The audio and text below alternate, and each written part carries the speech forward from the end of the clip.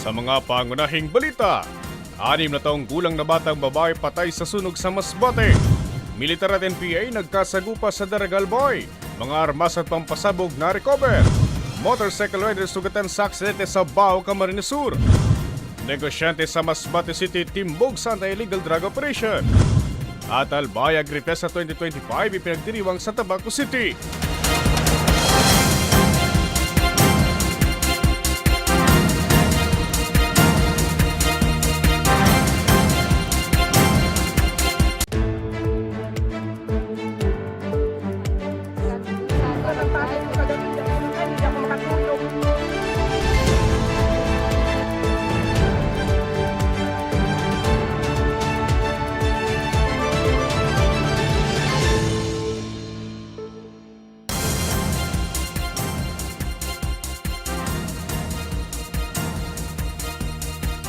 Magandang gabi.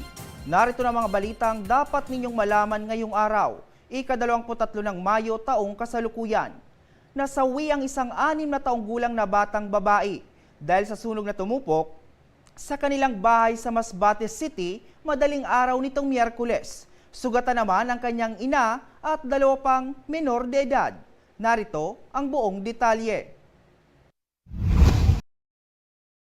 Isang 6 na taong gulang na batang babae ang nasawi habang 3 pa ang nasugatan sa isang sunog na sumiklab alas 3 ng madaling araw nitong Miyerkules, Mayo 21 sa Purok 5 Barangay Sinalungan, Masbate City. Ayon sa ulat, hindi napansin ng ina ang kanyang anak na naiwan sa loob ng bahay nang magsimula ang sunog. Sinubukan pa umanong balikan ng ina ang bata, ngunit pinigilan na siya ng mga residente dahil sa mabilis na pagkalat ng apoy. Nakalabas naman ang ina kasamang isa pa niyang anak at pamangkin na parehong menor de edad na pawang nagtamo ng second-degree burn at kasalukuyang ginagamot sa ospital.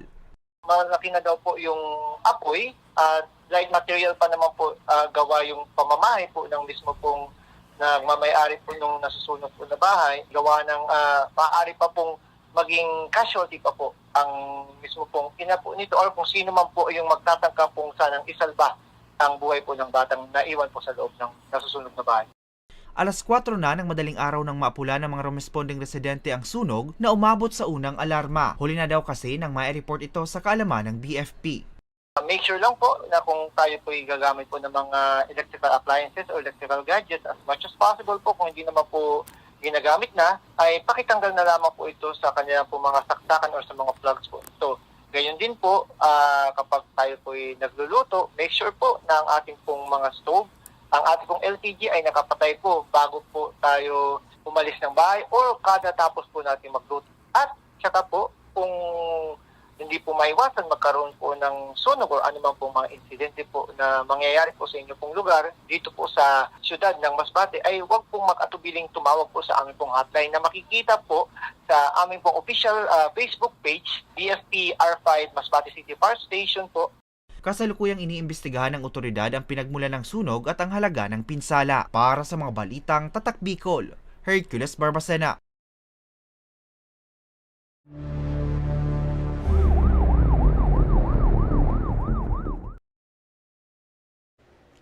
Nauwi sa engkwentro ang sumbong ng mga residente sa barangay Namantaw, Daraga, Albay, hingil sa presensya ng mga rebeldeng grupo sa lugar. Na-recover naman ng militar ang iba't ibang armas at mga pampasabog sa lugar ng sagupaan. May report si Angeline Dagta.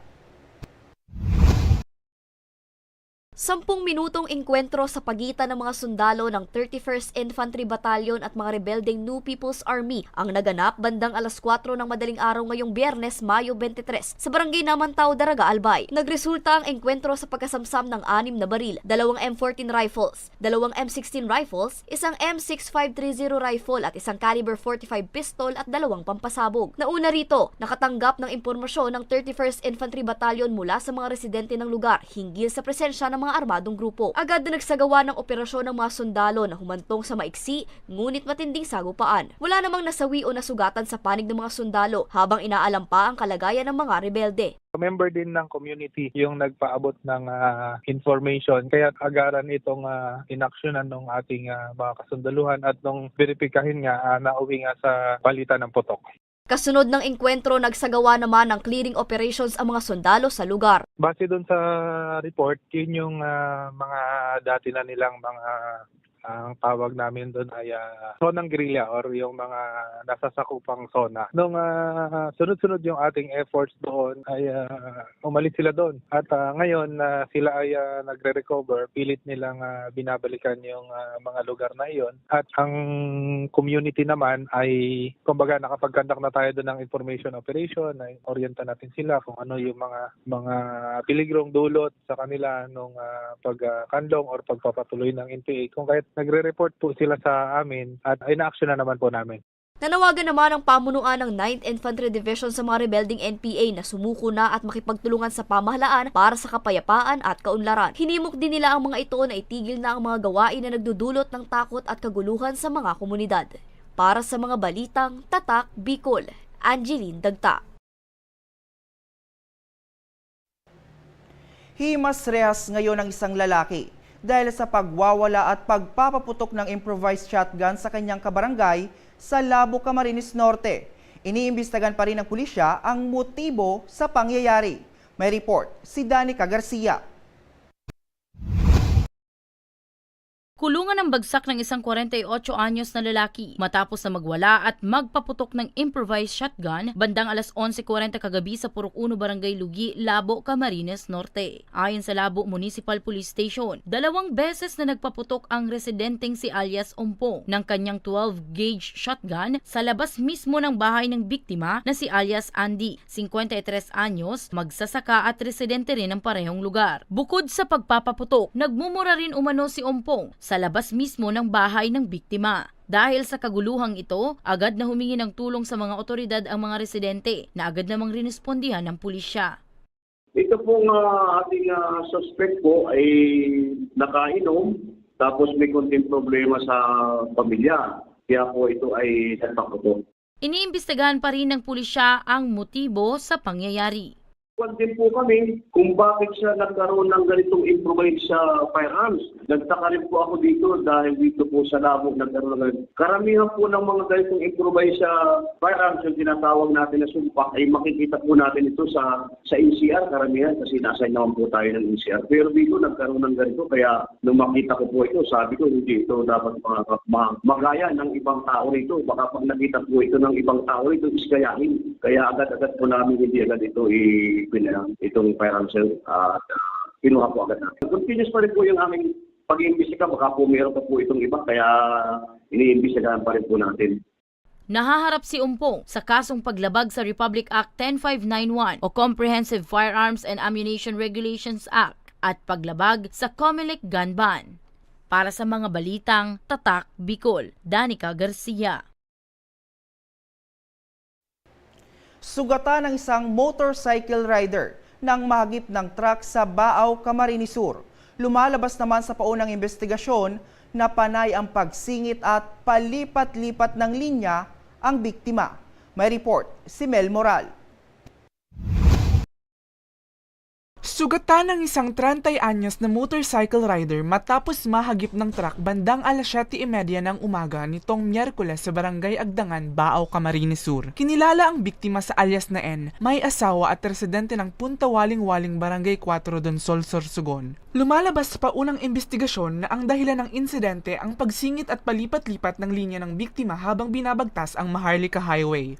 Ayon po sa investigasyon, sa nabanggit na petsa at lugar ng insidente habang binabagtas po ni Vehicle 1 ang Maharlika Highway patungo sa Naga, ay pagdating po sa lugar ng insidente, isang kasulubong na motor ang bumabiyahe sa magkasulungat na direksyon ay biglang sumingit sa lane sa daraanan ni Vehicle 1 dahilan para makaiwas si Vehicle 1 sa nasabing motorsiklo. Gayun pa man, biglang bumalik si Vehicle 2 sa kanyang lane na nagresulta sa pagkakabangga ng magkaibang bahagi ng vehicle to.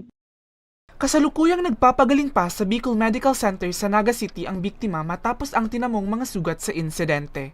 Damo po siya ng iba't ibang sugat sa iba't ibang bahagi ng kanyang katawan. So, sa kasalukuyan po ay nasa BNC Hospital po ang driver ng motor para po sa paggamot po. And yung yung kanyang motor po ay kasalukuyang nasa MAC po sa Motorist Assistance Center po sa Barangay Santa Teresita, Baaw po.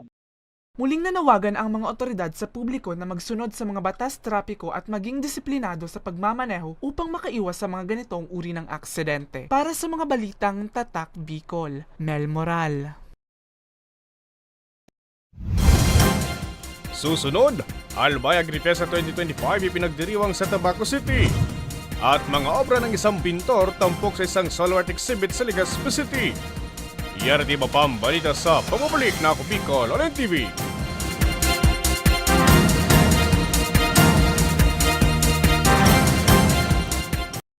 Marahin aldaw sa Indo Gabos. Ang aldaw na ini ay para sa Indo, para sa tuyang mga kababayang Bicolano na nangangaipuhan kan kalinga, asin manlain-lain na medikal na serbisyo. Ini po ang sa tuyang dalan para makapaghatod kan serbisyo maski guraano ini karayo o karani ang sa indong kinamumugtakan.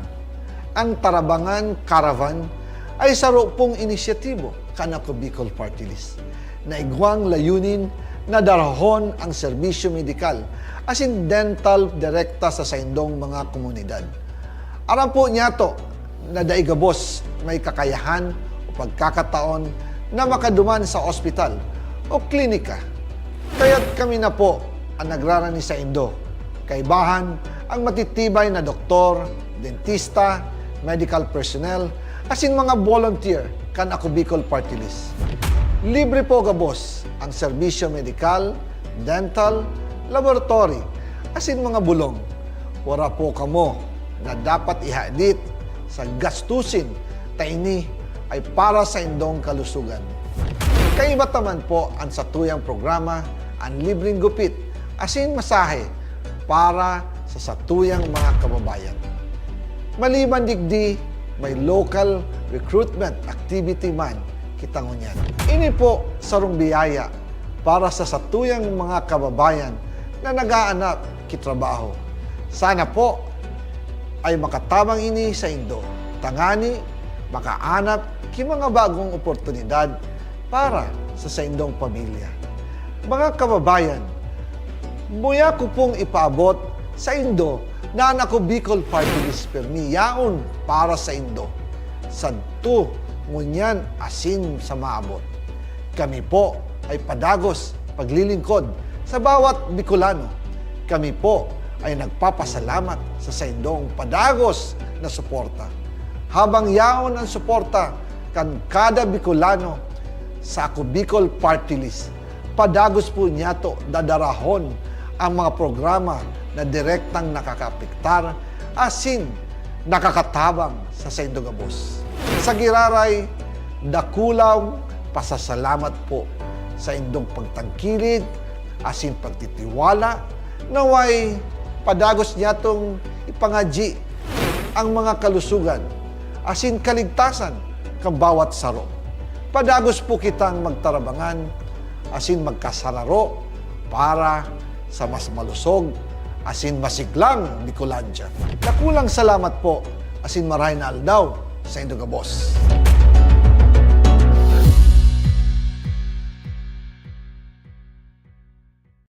Libo-libo na ang mga nabigyan ng tulong medikal. Bata, matanda, kahit sino man, lahat ng mga may karamdaman, may maaasahan. Nagpapasalamat sa Ako Bicol Party List. Hindi po namin makakalimutan ang tulong na dinala ninyo dito sa aming bayan. Maraming salamat po. Dahil iisa lang ang tunay na nagmamalasakit. Ako Bicol, katabang na, kasurug pa. Problema sa tubig, agarang binigyang solusyon. Nagpatayo ng mga solar-powered water supply system sa mga liblib na lugar. Libre, malinis at maaasahang supply ng tubig 24/7. Dakulaon ang pagpapasalamat niya mo dahil may kamalilingan habang kami nabubuhay. Dakulaon nining tabang para sa gabos na tao digdi. Salamat po. Para sa ating mga kababayang nasa laylayan, Ako Bicol, katabang na, kasurug pa. Tucked away in the province of Albay, known for its perfectly shaped Mayon volcano, Misibis Bay Resort, a locally owned 5-hectare private island resort. The resort is ready for all those looking to balance tranquility and adventure. This tropical destination is where guests can either choose to relax under the palm trees or have an adventure under the sun. It features modern and luxurious rooms and villas, recreational facilities, and sophisticated services.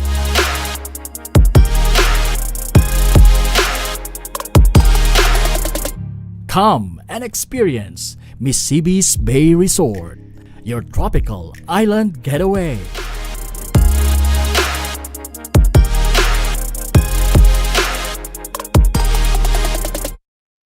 Daan-daan na po ang mga nakapagtapos at may mga kanya-kanya ng propesyon.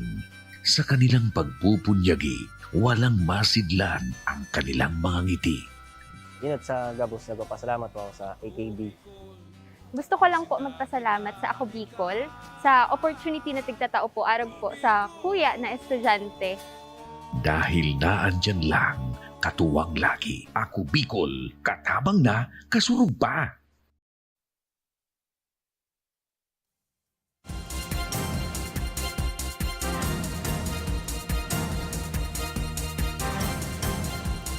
Nagbabalik ang Ako Bicol Online TV.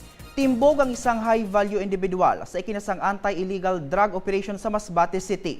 Na-recover sa operasyon ang tinatayang 50 gramo ng hinihinalang shabu na nagkakahalaga ng nasa 340,000 pesos at ilang drug paraphernalia. May report si Angeline Dagta. Arestado ang isang itinuturing na high-value individual sa anti-illegal drug operation na isinagawa sa Barangay Espinosa, Masbate City, bandang alas 9 ng umaga nitong Miyerkules, Mayo 21. Kinilala ang suspect na si alias Ray, 46 anyos, negosyante at residente ng nasabing lugar. Ayon kay Police Captain Estrella Torres, tagapagsalita ng Masbate Police Provincial Office, na-recover sa operasyon ang tinatayang 50 gramo ng hinihinalang shabu na nagkakahalaga ng nasa 340,000 pesos. Na-recover din ang ilang drug paraphernalia tulad ng aluminum foil strips na may bakas pa ng iligal na droga. Considering ma'am na classified siya as high-value target, matagal na po itong minamanmanan ng ating pong mga operatiba para po isagawa po yung anti-illegal drug operation laban sa kanya since yung surveillance and monitoring po na ginagawa is positive na involved po talaga siya sa illegal po na droga. Pinangunahan ng Masbate City Police Station ang operasyon, katuwang ang Provincial Intelligence Unit, Provincial Police Drug Enforcement Unit, Maritime Police Station at Philippine Drug Enforcement Agency o PDEA Masbate. Yung intelligence operative po natin, sila po yung nag-conduct po sila ng tactical interrogation po dito po sa suspect para po malaman kung ano po yung gagawin niya doon po sa mga gagawin niya sana doon po sa mga nakuha pong drugs mula sa kanya. Yung mga intel operatives po natin ang nakakaalam po ng mga details na subject for validation and verification po ng ating mga operatiba. Nasa kustudiya pa ng mga otoridad ang suspect na nahaharap sa kasong paglabag sa Republic Act 9165 o ang Comprehensive Dangerous Drugs Act of 2002. Para sa mga balitang Tatak Bicol, Angeline Dagta. Ipinagdiwa ngayong araw ang ika-6 na Albay Agri Fiesta ng Albay Provincial Agricultural Office at ng Department of Agriculture Bicol. Tampok sa aktibidad ang mga produktong lokal ng mga magsasaka at mangingisda sa lalawigan. May report si May Insinares. Ipinagdiwa ngayong araw, Mayo 23, ang ika-6 na Albay Agri Fiesta sa Provincial Organic Vegetable Experiment Station sa Barangay Buwang, Tabaco City. Pinangunahan ito ng Albay Provincial Agricultural Office o APAO at ng Department of Agriculture Bicol. Kasama sa mga dumalo ang iba't ibang organisasyon at asosasyon ng mga magsasaka at mangingisda at municipal at city agricultural offices. Tampok sa Agri-Fiesta ang mga produktong lokal tulad ng sariwang gulay, organic foods, seedlings at mga sabon na gawa mula sa mga agricultural products. Ayon kay Daryl Jan Buenconsejo, Assistant Provincial Agriculturist, layunin ng Agri-Fiesta na bigyang pugay ang mga magsasaka at mangingisda na nagsusupply ng pangunahing pangangailangan ng publiko. So the purpose of this po is to recognize the effort of our farmers and fisher folk para po sa pagsusulong ng agrikultura. Kasi sila naman po yung nagbibigay sa atin ng food security at nagpapalakas ng ating ekonomiya. So in giving back in return, nire-recognize po natin yung kanilang mga efforts po through this kind of activities po. Hinikayat din ni Buen Consejo ang mga kabataan na pahalagahan ang pagod at sipag ng mga magsasaka at mangingisda at bigyan ng oras na pag-aralan ang kanilang hanap buhay. Sa ating mga youth sector, palagi po nating kinakampanya na yung agriculture is the backbone of our economy. And the average age of our Filipino farmers is 58 years old. So kung wala nang magpapatuloy nito, magugutom po yung ating bansa, yung Pilipinas at yung buong mundo po. So this is also a call to our youth sectors to engage in farming activities, especially po in agriculture and fisheries sector, para po magkaroon ng continuity, sustainability para po sa ating food security. Samantala, kaugnay ng pagdiriwang, namigay rin ng mga gamit na kailangan sa pagtatanim at pangingisda. Para sa mga balitang Tatak, Bicol, May Insinares. Isang artist mula sa Albay ang naglunsad ng kanyang solo art exhibit para matustusan ang kanyang pagpapagamot sa kanyang sakit sa puso at makatulong na rin sa kapwa Bicolano artist. Kilalanin natin siya sa report ni Rose Bilista.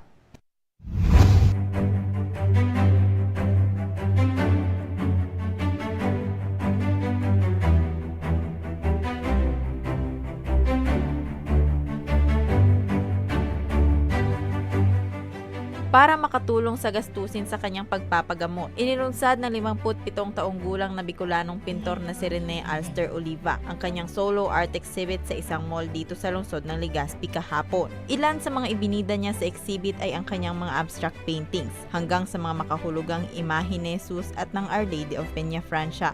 Nagkaroon ako ng idea na magkaroon ng art exhibit na to. Dahil noon pa kasi dream ko talagang mag-art exhibit.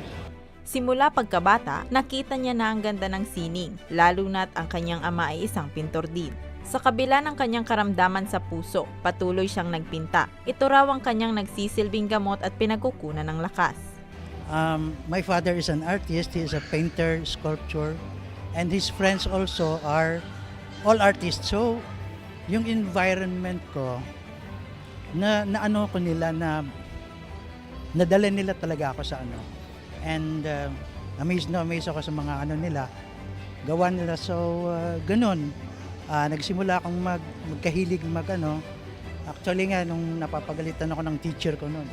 Kasi hindi naman ako nagsusulat nagdo-drawing lang ako Bilang pagsuporta, dumalo sa pagbubukas si Regional Director Herbie Aguas ng Department of Tourism Bicol. Hinikayat din ito ang iba pang local artist na patuloy na yakapin ang sining at ipakilala ang rehiyon sa loob at sa labas man ng bansa.